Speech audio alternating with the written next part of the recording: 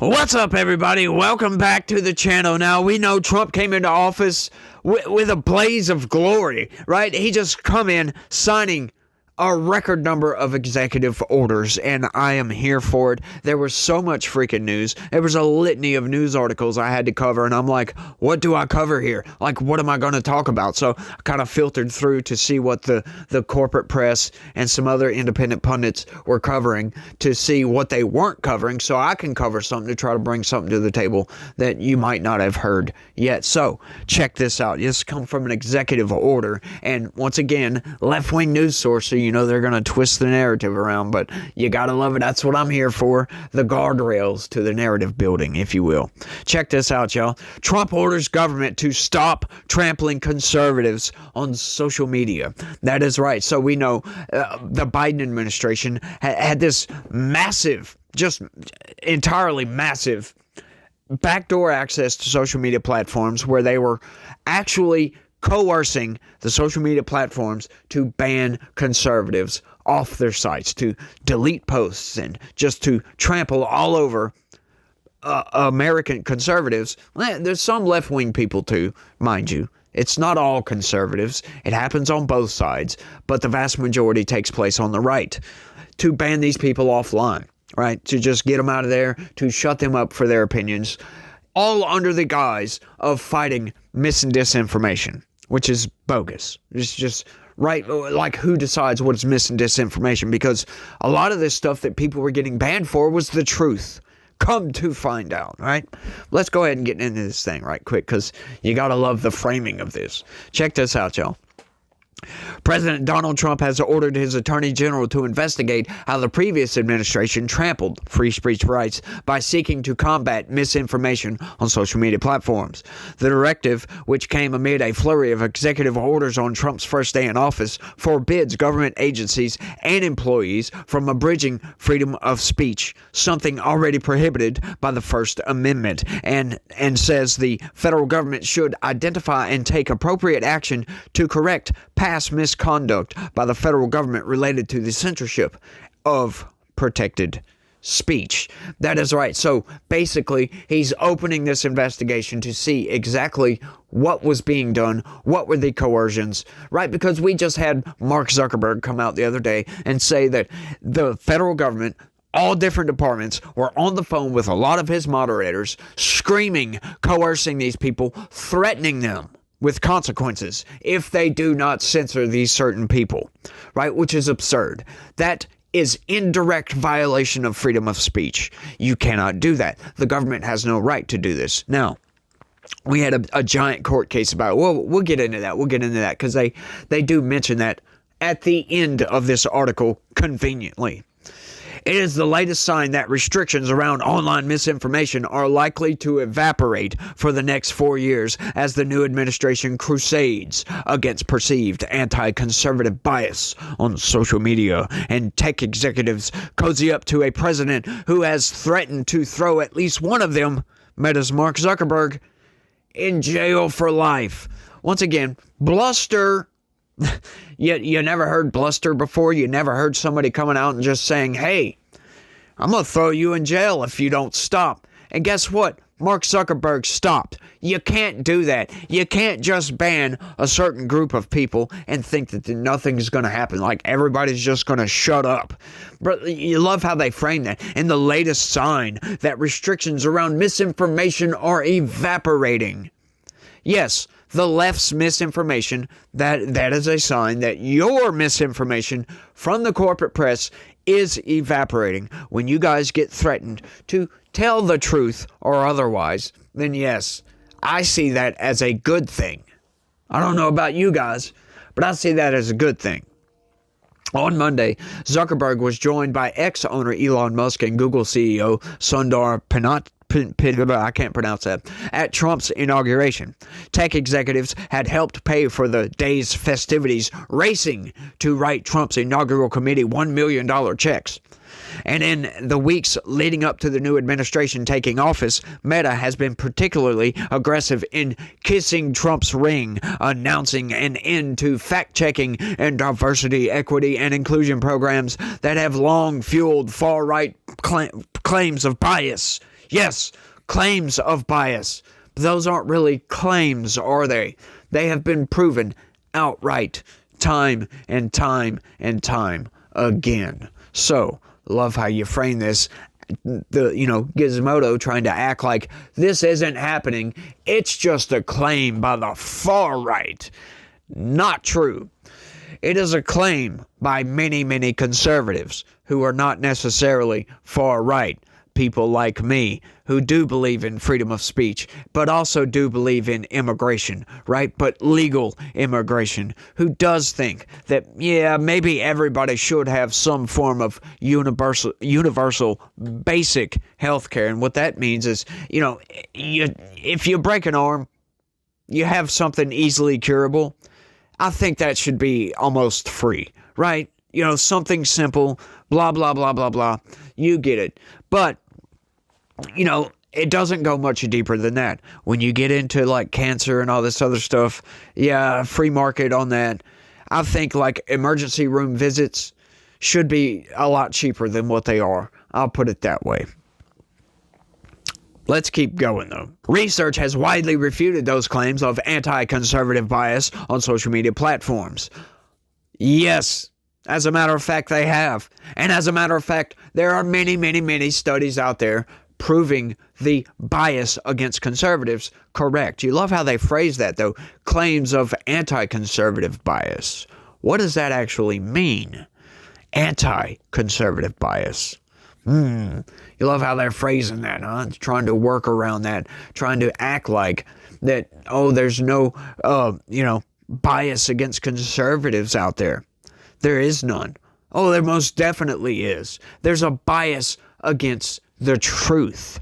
That's where the bias is. It's inconvenient information is what they're calling disinformation here. And we know this to be true from COVID. A lot of people were silenced during the COVID pandemic for speaking the truth. You had a lot of doctors getting out there, telling social media basically what they were seeing at their clinics and getting censored for doing so. It's insane. A New York University study found that conservative-leaning posts on Facebook tended to outperform liberal-leaning posts. Yes, I am sure that you can go and find many, many conservatives that outperformed unpopular left-leaning, many, many liberals, right? I'm sure you can put a study together and go and cherry pick information here to put together whatever study you want to. However, there are many, many studies that show just the opposite.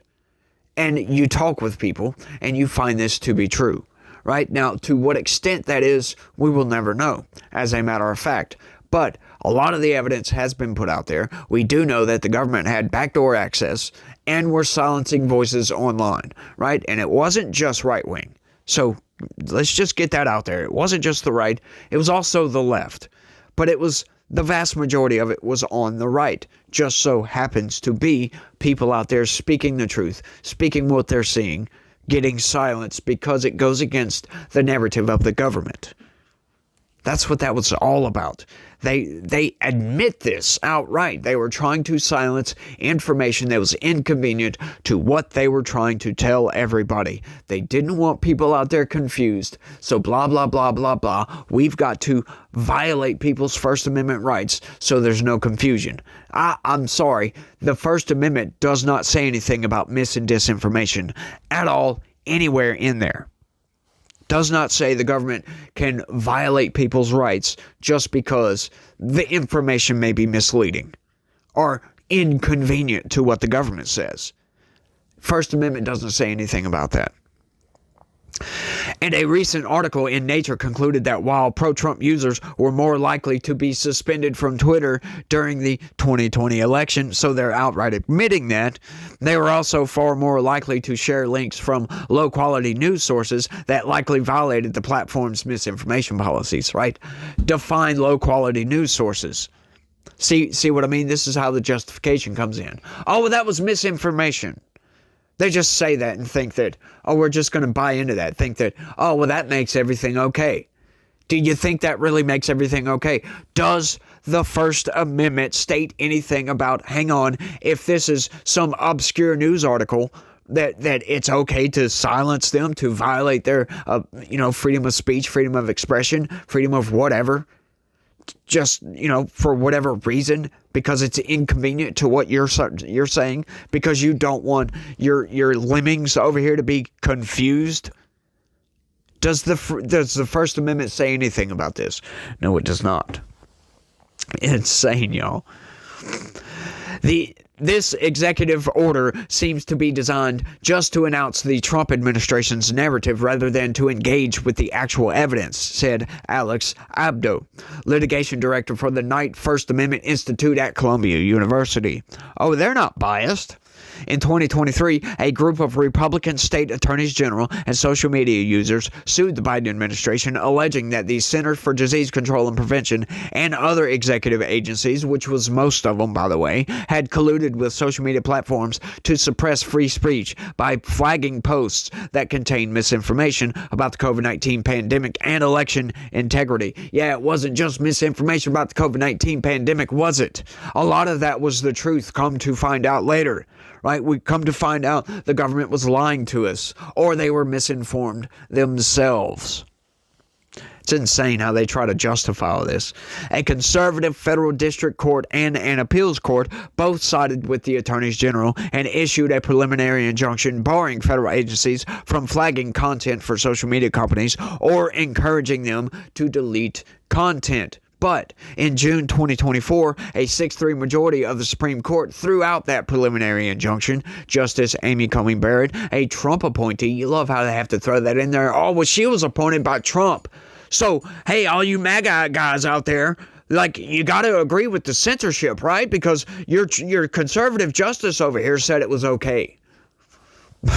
Insane, but that's not what they said, is it? Justice Amy Coney Barrett, a Trump appointee, wrote for the majority that the plaintiffs had failed to show that content restrictions on their accounts were caused by the government.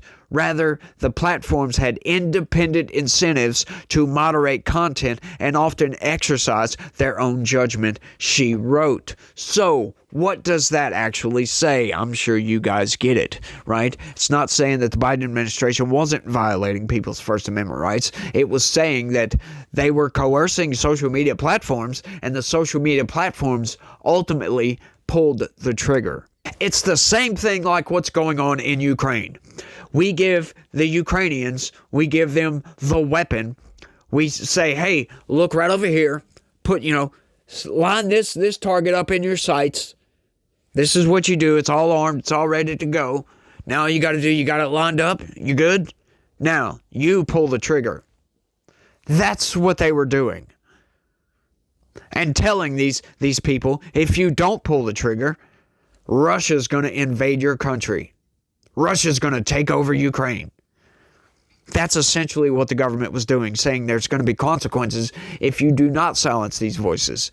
I don't see that as ultimately the social media platforms having the last say in the matter. I see that as the federal government coercing social media platforms to silence people's voices online.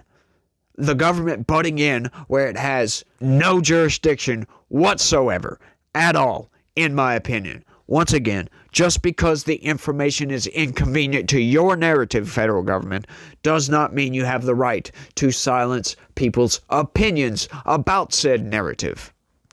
It's insane. Abdo said he sympathizes with people who don't like the idea of government officials having private conversations with social media companies about what can and can't be posted. Oh, you have some reservations, huh? Why the hell are you speaking out and advocating for them to do so, my guy? Maybe it's the corporate press twisting his words around, because we know that they do that on a constant basis. Courts have recognized that in some cases the government has a legitimate interest in persuading platforms or news outlets to suppress information. For example, in instances where a post or article might compromise federal investigation or national security mission, right? But what was the vast majority of these posts being deleted? People's opinions about COVID-19 or the election. A lot of people got banned outright for election misinformation. But you know what? The federal government coming in and saying, hey, this is misinformation, and not actually giving any evidence that what they're telling the social media platforms is misinformation. Look at the Hunter Biden laptop story. The New York Post was banned from Twitter for a true story, for putting out a true story online. They were banned from Twitter for doing so. Like, can anything that they say about mis and disinformation, blah, blah, blah, federal investigations or national security, can anything be a legitimate excuse for banning somebody off a social media platform for telling the truth? The answer, my friends, as you know, is no. It cannot. But Abdo said the problem arises when those communications shift from efforts to persuade to outright coercion, and he worries that the new Attorney General's report the new executive order requires could itself be a mechanism for coercing social media companies to promote Trump's viewpoints or instructing federal agencies to restrict funding for misinformation research. That's a very nice concern there, my friend. But does that executive order say anything like that? No, it says the opposite. It says they can't have any consultation with social media about individuals online posting anything. That's what it says. It's very strange that the order directs the Attorney General to investigate something that the order has already taken a position on, he said. No, that's not. They haven't taken a position on that because they've still been doing it, even though there's an injunction against doing so. It's insane what they're doing and what they're trying to portray here. Gizmodo is a bunch of lying scumbags, if you ask me. They just can't seem to get their stories straight at all. It's totally just aggravating to me that these people still put out this news as if it's the God's honest truth. Oh, well, you're allowed to be censored by the federal government just because the one actually pulling the trigger is the social media platform. Yeah, you know what? Those people wouldn't have been banned if it wasn't for the federal government. So the federal government has a direct hand in censoring people's speech online. That, my friends, is violating people's First Amendment rights. There's just outright the government coming in and saying you can't do this, you can't say these things. That's exactly what the end result is. And we don't care about how the federal government got there. The journey to get to that end result is irrelevant. We only care about the end result. The end result is people got silenced online for telling the truth. And the government was definitely involved in doing so. They coerced the social media platforms to do it. Threatened them with consequences if they didn't do so. That, my friends, is just clear and blatant First Amendment rights violations, if I've ever seen any. But I want y'all to let me know what y'all think about all this down in the comment section. It blows my mind. I never would have thought back in the day that I would be sitting here in front of a camera railing about government censorship, for crying out loud. It's just crazy, y'all, what this world has come to and what this Biden administration has brought. A lot of people don't see it. A lot of people still think Biden was just a bad president. He wasn't. He wasn't a bad president. He was the worst president in American history. But you'll still have a lot of left-wing pundits, the Brian Tyler Cohen and David Pakman types, get out there and say, well, look at all of his accomplishments. He signed legislation. It's like, shut up. Like, somebody else wrote that legislation. Wasn't even his original ideas. He just signed it. The president has to sign it or doesn't. What I'm saying is he either signs it into law or he vetoes it. That's it. That's not an accomplishment. I'm sorry. Stopping foreign wars, right? The Abraham Accords. That's an accomplishment. Failing to do your job is not an accomplishment. And that's what Biden has done. He's ultimately a failed president. His administration is a failed administration. They have not upheld people's rights. They have not upheld to protect and uphold the Constitution of the United States. They took an oath, by God, and they failed to live up to that oath. As a matter of fact, they actively undermined that oath. Just blatantly. Didn't care either to tell everybody. It's crazy, y'all, but y'all let me know what y'all think. That's all I got for this one. I want to thank everybody for watching, and y'all try to have a good day. Stay legitical. Peace.